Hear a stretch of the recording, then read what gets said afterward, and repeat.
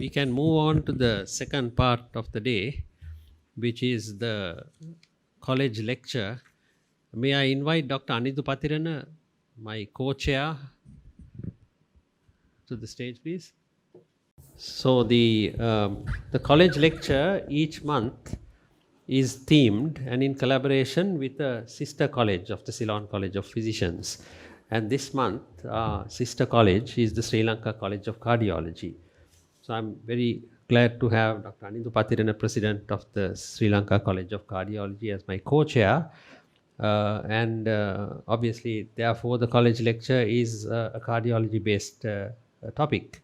So may I invite Anindhu to introduce the speaker and get on with the sessions. So, good afternoon to all of you. First of all, let me thank Ceylon College of Physicians for collaborating with Sri Lanka College of Cardiology and inviting us for this college lecture. And it is my pleasant task to introduce the speaker today. He is Dr. Aruna Vijayasinghe, and he graduated from Colombo Medical School in 2008. And after that, he obtained his MD in 2015 and MRCP UK in 2016. And after being board certified as a specialist in cardiology, now he is acting as a consultant cardiologist at the base hospital Panadura. And today he is going to speak about a very common and relevant topic for the practicing cardiologist as well as for the specialist in the internal medicine field. And he's going to talk to us about insights into the current management of heart failure. So over to you, Aruna.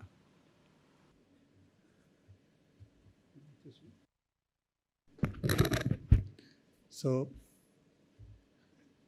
during next half an hour, we are going to discuss about what is heart failure, how to diagnose, and mainly this lecture will focus on management of heart failure and prevention of development of heart failure. And I will briefly discuss, if time allows, our role in optimizing optimized care for heart failure in Sri Lanka. So what is heart failure? Heart failure is a clinical syndrome. It is characterized as signs and symptoms plus cardiac dysfunction. It can be the systolic dysfunction or diastolic dysfunction. So according to ESC guideline, it is defined as symptoms plus signs with signs and some additional features. Heart failure divided into three categories. What we commonly know is heart failure with reduced ejection fraction, that is ejection fraction less than 40. Initially, this was known as systolic failure. Now there is another two categories: heart failure with medium range ejection fraction and preserved ejection fraction. Heart failure with preserved ejection fraction is EF more than 50, and mid range it is 40 to 50. So when we have to diagnose for the reduced ejection fraction, we have only two criteria, that is first and second one, that is symptoms plus or minus signs plus echocardiography or other evidence of low EF less than 40%. But if you want to diagnose mid-range or preserved EF heart failure, we need additional criteria apart from clinical features and echo findings, that is either elevated levels of BNP or at least additional imaging criteria to support structural dysfunction. It can be left ventricular hypertrophy or valvular heart disease, or it can be diastolic dysfunction. So during this next half an hour, I will mainly focus on the management of heart failure with reduced ejection fraction, because we have enough evidence to talk about this topic. For the management of heart failure with medium range and preserved ejection fraction, there are not much evidence and it's still a gray area. So when we come to the diagnosis algorithm, most of the patients come with clinical features, either shortness of breath, mainly shortness of breath. There are a lot of other symptoms, and minority of them will have physical signs such as rales, bilateral ankle edema, murmurs, increased JVP or other signs, but only in advanced heart failure. When we come to the diagnosis, there are three main investigations we have to focus on. One thing is ECG, mostly neglected in investigation. BNPs, we rarely do it because it's a bit expensive, and echocardiogram. I would like to highlight that ECG is very essential, because if the ECG is completely normal, it makes heart failure very unlikely. It doesn't exclude, but sensitivity, it says sensitivity is around 89%. That means completely normal ECG. There are no ST changes, Q waves, or abnormal T changes. So this is a very important thing. Whenever you see a patient and suspect in heart failure, you can do a ECG, very cheap and commonly available. And if it's completely normal, very unlikely that this patient has heart failure. Then the next most important investigation is BNP. Currently, this is not done very frequently because of the cost. But in next couple of years, this will be the most important investigation in heart failure diagnosis. This has a very high negative predictive value, 0.94 to 0.98. That means if this is normal, we can virtually exclude heart failure, whether systolic, mid-range, or diastolic. This is basically more sensitive than our current echocardiogram because we are not very good in diagnosing diastolic dysfunction. Even most of the, including myself and most of the cardiologists, we are not very interested in diastolic dysfunction, and we screen through the echos but not thoroughly do diastolic function assessment. So this will be the most important investigation in couple of years time. And just you don't have to remember the cutoff value, but remember cutoff for chronic heart failure is lower than cutoff for acute heart failure. There are a lot of other investigations. I know you all basic investigations. I don't go through them. And when it comes to the causes, commonest causes will be ischemic heart disease. So it accounts for 60 to 70%. And this shows from the Framingham study, diabetes has come up and role of importance of hypertension and valvular heart disease has gone down. This is in developed countries, but I think in Sri Lanka, still coronary heart disease, hypertension and diabetic are very important, and it's on the rise. But valvular heart disease, thanks to our reduction in rheumatic valve disease, the contribution for heart failure is going down. The prevalence, when you come to the prevalence, this is a disease of elderly. As we advance in age, the prevalence increases. Why heart failure is important? Because this is the number one cause of hospital admission.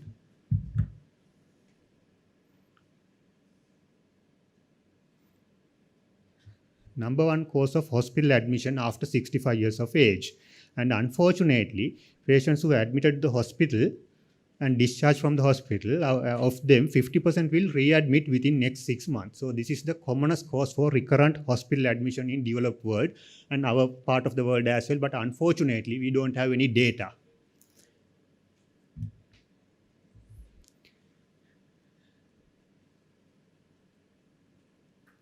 And according to the current statistics, 1 in 5 of us will develop heart failure if we manage to live beyond 65. And the worst part is people who are admitted to hospital with heart failure, and out of them 50% will die within next 4 to 5 years time. So mortality is very high, and it's higher than the common cancers such as breast CA and prostate CA. The mortality and prognosis is roughly equivalent to colorectal CA. So having heart failure is equivalent to having a colorectal CA. When we come to the heart failure stage and mortality, this is not the NIHA classification for shortness of breath. This is a heart failure stages classification done by American College of Cardiology. Stage 1 and stage B, they have very good prognosis. But stage 1 is people have no heart failure that increase risk such as diabetic, hypertension, or dyslipidemia, obesity, and family history. Stage B, they have no heart failure. Clinically, they don't have heart failure, but they have structural abnormalities. These are the people with asymptomatic people with ischemic heart disease or LVH or valvular heart disease, or some people with diastolic dysfunction but still asymptomatic. They don't have symptoms, but structural abnormalities there. But still these two groups, mortality survival benefit is very good. Prognosis is excellent. But when we come to the clinical heart failure, the prognosis goes down, and when this is the stage 4, NIHA category 4, it's a very bad prognosis. So as doctors, our aim should be to prevent the progression of this stage from A to B or B to C or C to D. From house officer to the medical officers, consultant, registrars, and healthcare workers. This is the most important thing we have to do for our patients. Then ejection fraction and mortality, it is very clear. Lower the EF, higher the mortality. And this is a very interesting slide. You can see this slide, they have compared 62 countries with high income countries and 135 low income countries. The population wise, 18% live in these rich countries and 82% live in poor countries. And the rich countries spend 63,000 million for heart failure, and all 135 poor countries spend only 1,500 million, so 40 times higher. So heart failure is very expensive and very rich area. That's why there are a lot of people are investing on it, because there are a lot of money in that. So when we come to the management, the most important things are to improve the mortality. That's what we want. But if you take a patient with heart failure, NIH stage 3 or 4, they don't want to live longer because they are anyway dyspneic, they can't manage their day-to-day life, their quality of life is poor. So they don't want to live longer, but what they expect from us is to improve their quality of life. Not everybody want to live longer. The asymptomatic patients, most of us, and stage 1 and 2, yes, they want to live longer, but majority, other people, they want to improve the clinical. So that's the main target of heart failure management, to improve the mortality and improve the survival, improve the clinical status and quality of life. In addition, hospital admissions are very important because they reduce the quality of life, but not only quality of life, they are very expensive, both to the patients as well as to the government. We don't give much value to the human life in this part of the world, but if you take the developed countries, the normal hospital bed per day will cost around 600 pounds, but heart failure bed will cost more than 1,200, very expensive, so they are very interested in reducing admissions. So these are the common drugs we use in heart failure, and I am very sure you all are well up to date than myself regarding these drugs. The commonly used drugs, ACE inhibitors or ARB, beta blockers, and SGLT2 inhibitors. These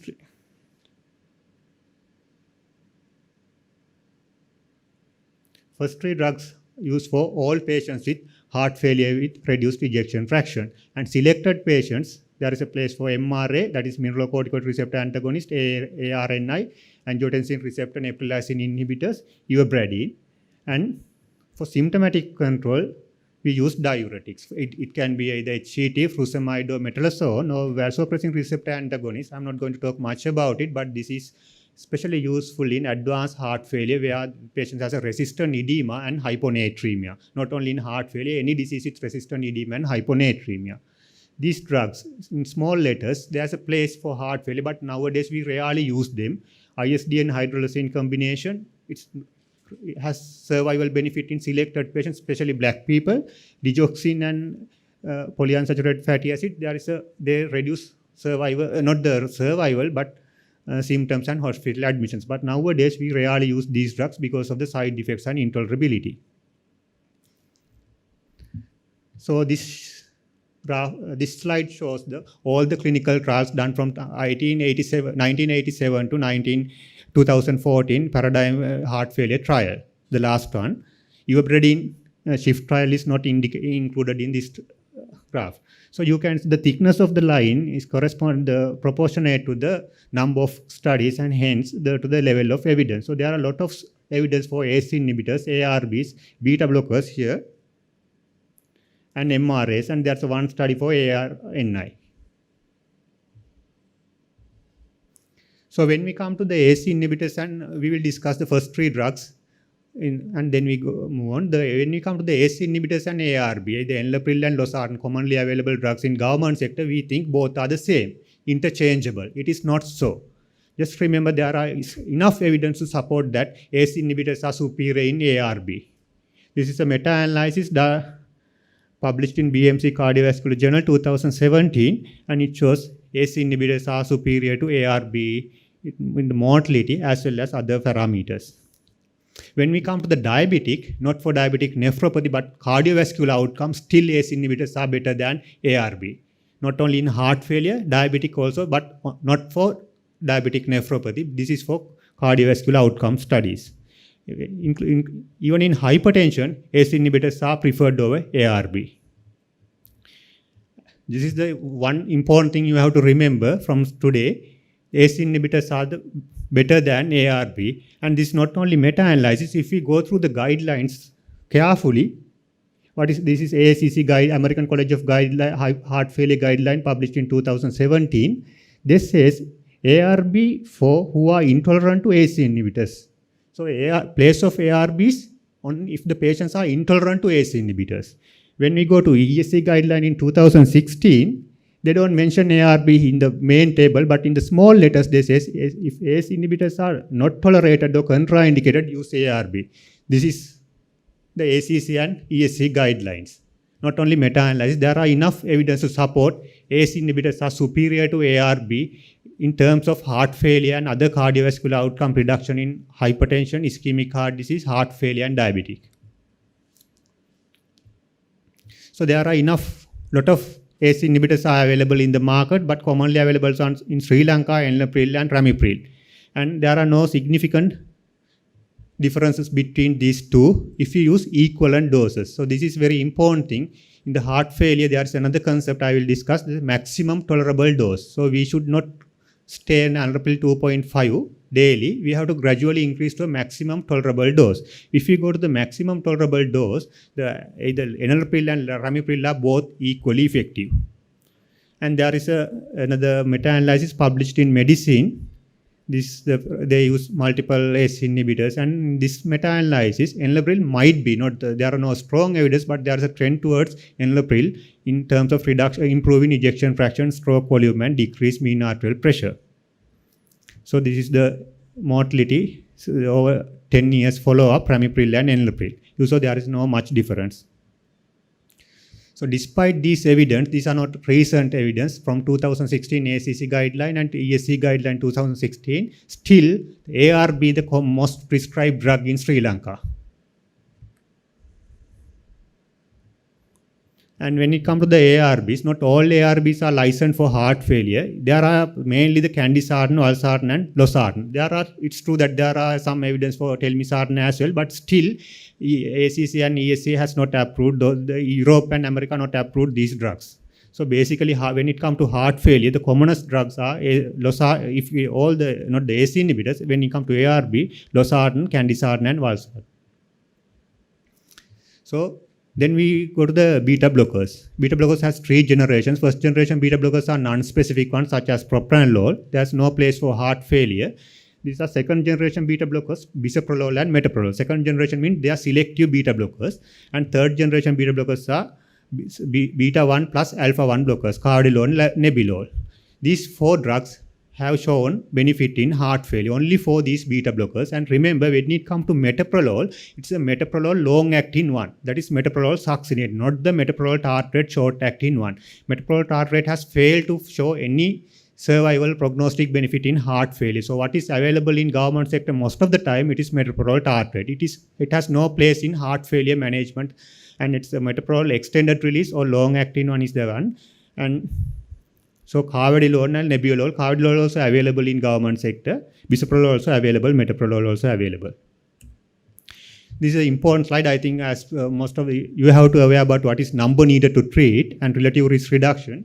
If you go through the relative reduction in major trials, basically all beta blockers have around 30 to 40% relative risk reduction, and number needed to treat is more or less similar except for nebivolol.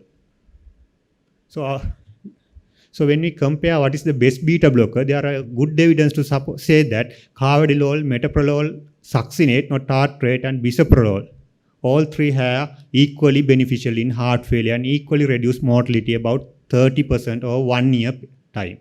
And nebivolol is less effective.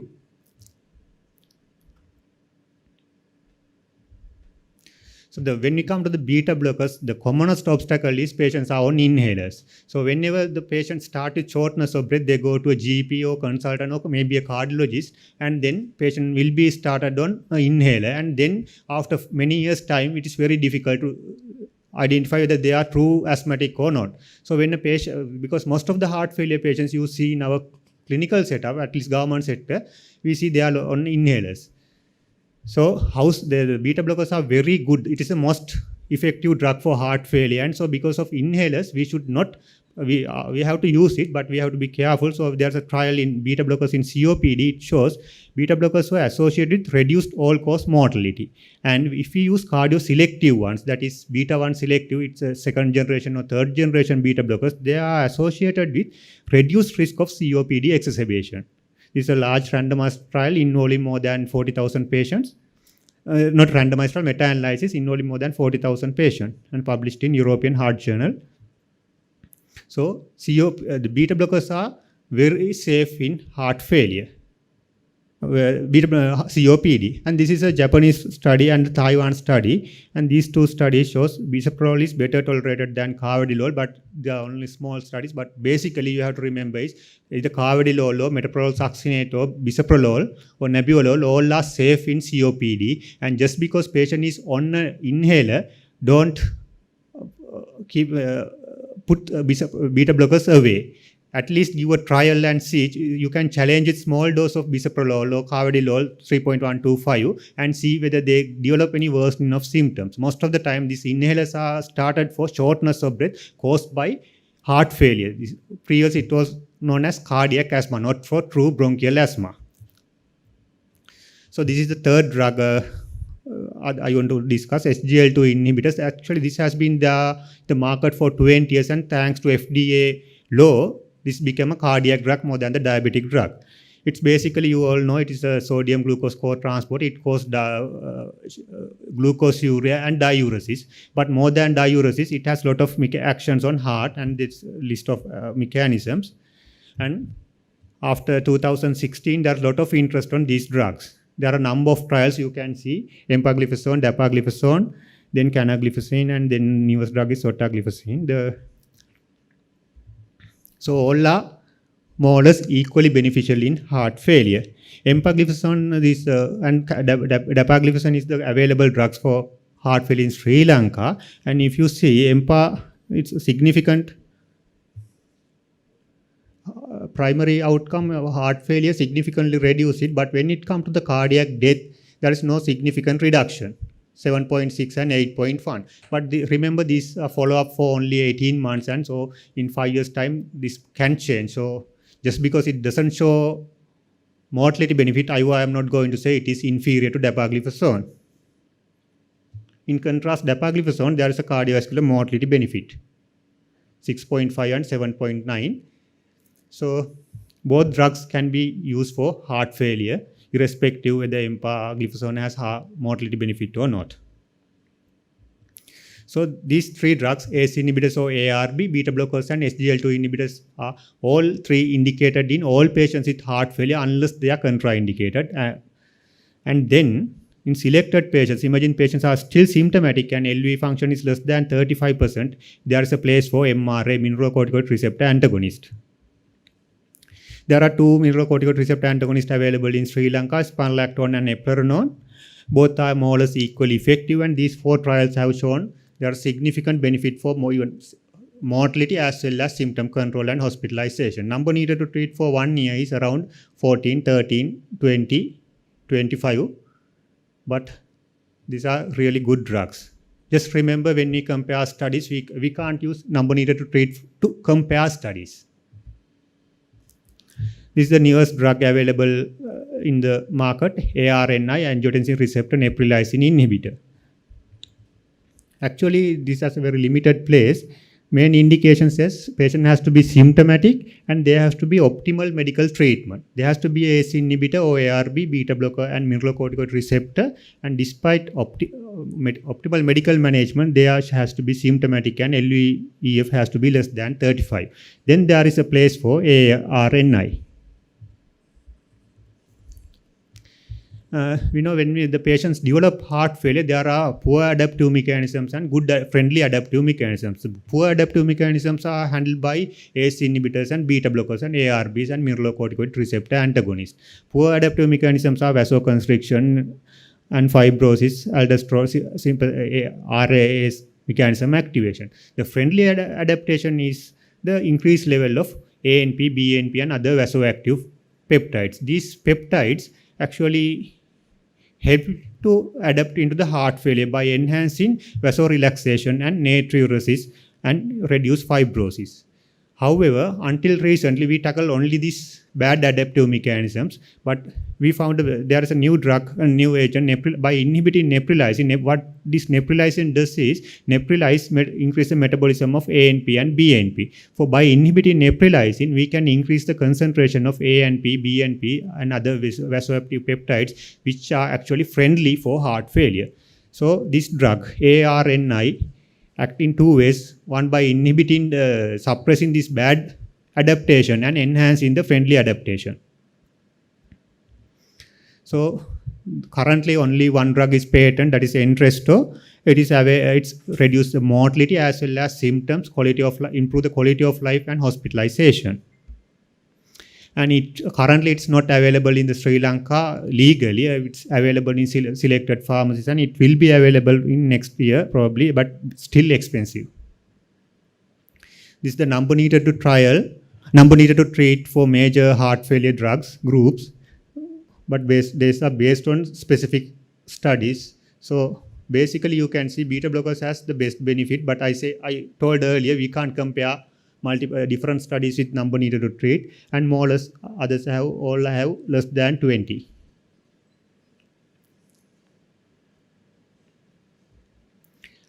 And then Ivabradine, this is also overprescribed drug in Sri Lanka for heart failure. It is not a first line drug.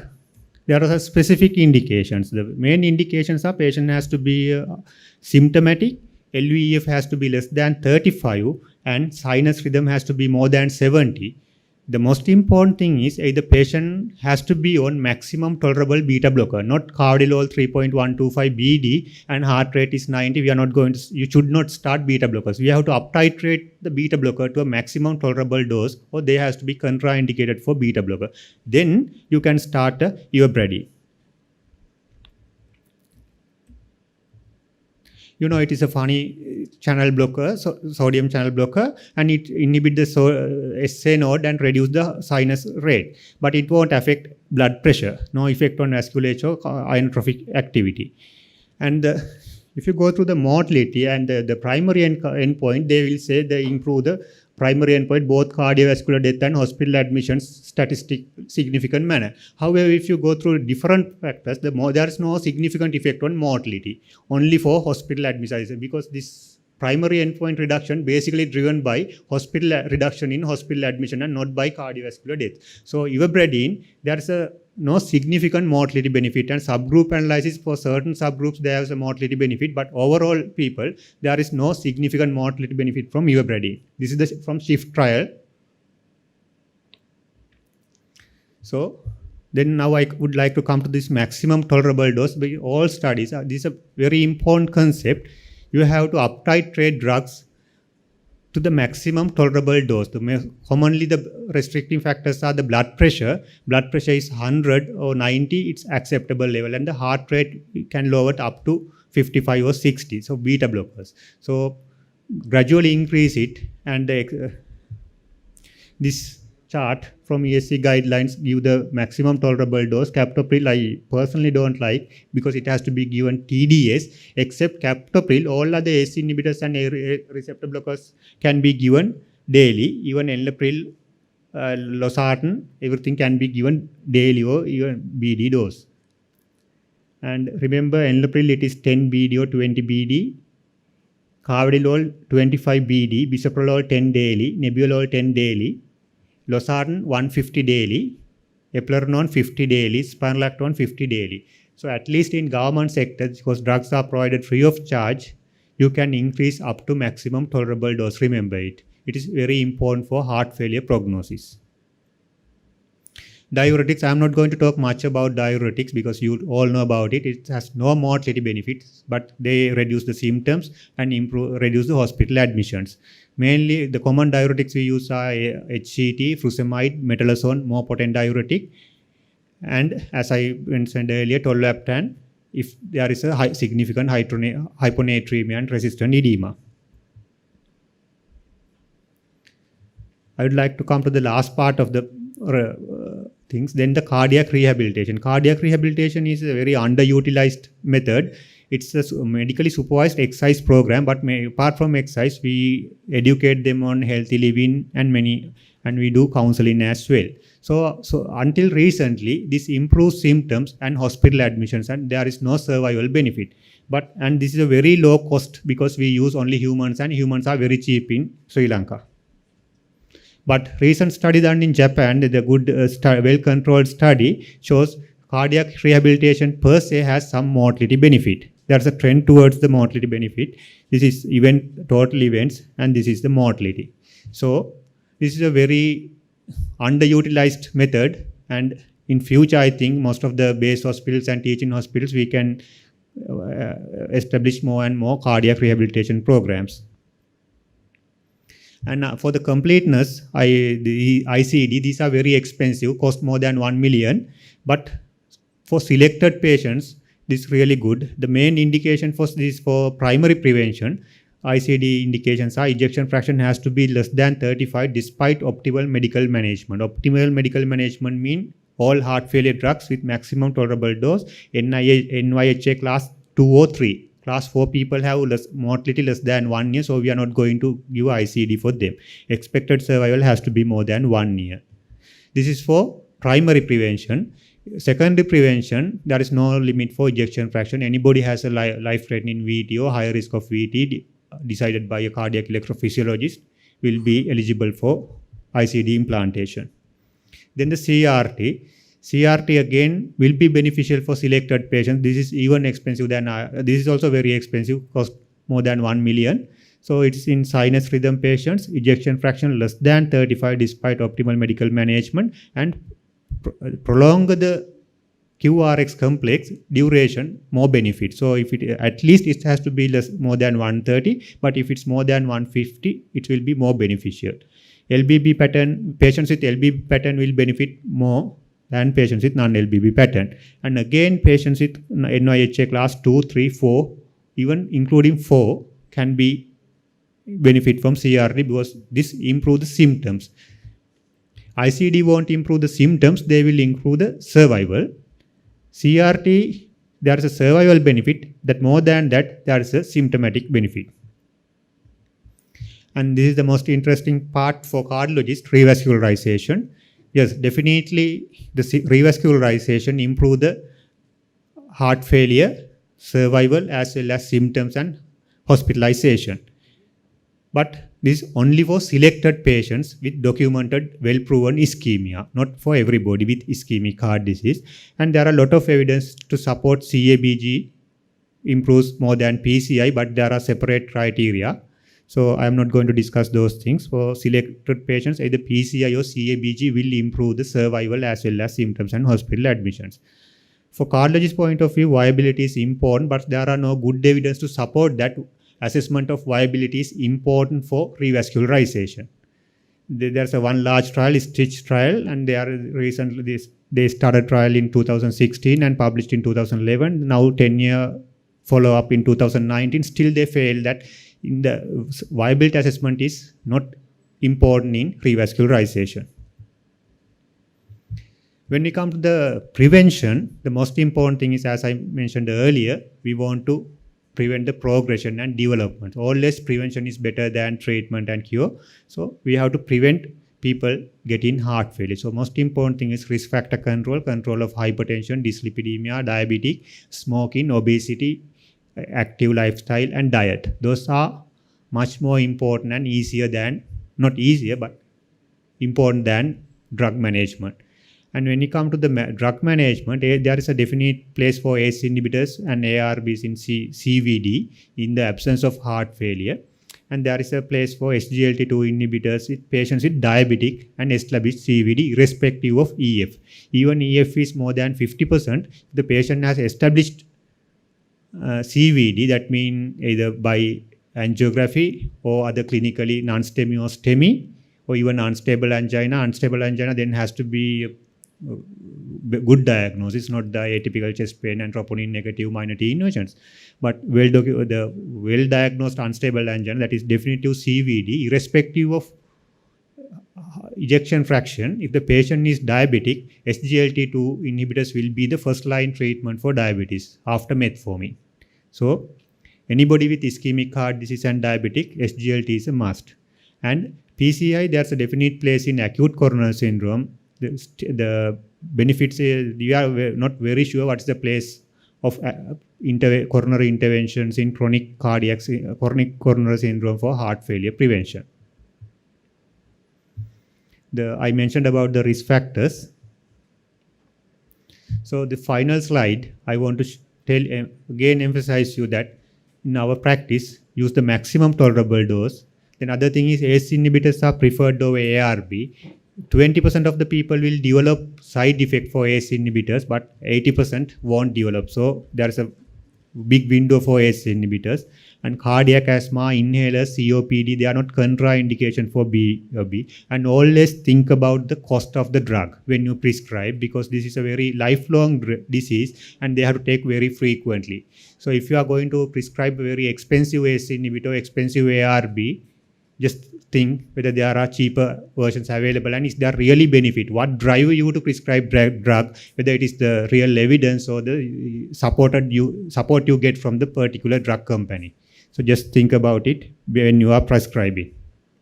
And if there is any questions, I would like to answer. This question was sent to the Zoom chat box. And can we use SGLT2 inhibitors for non-diabetic patients with heart failure? Wouldn't it cause significant hypoglycemia? Yes, definitely. Irrespective of the trials, this Emperor, Survive and DAPA heart failure, both trials have shown that the SGLT2 inhibitors are effective irrespective of diabetes in patients with heart failure EF less than 40%. So one thing, and there is theoretically they can cause hypoglycemia, but there are small cases but not significant. Another thing is, as I mentioned earlier, yes, that's a part. Yes.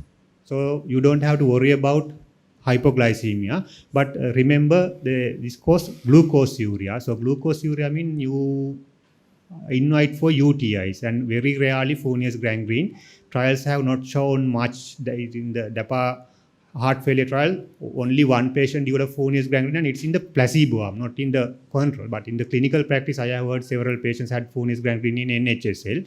So it can be our hygiene, and we have to advise them to take fluid and take in the morning better than taking in the night. If we can, the common hygienic practice will be more important if you are giving SGLT2 inhibitors to prevent UTI and venous gangrene.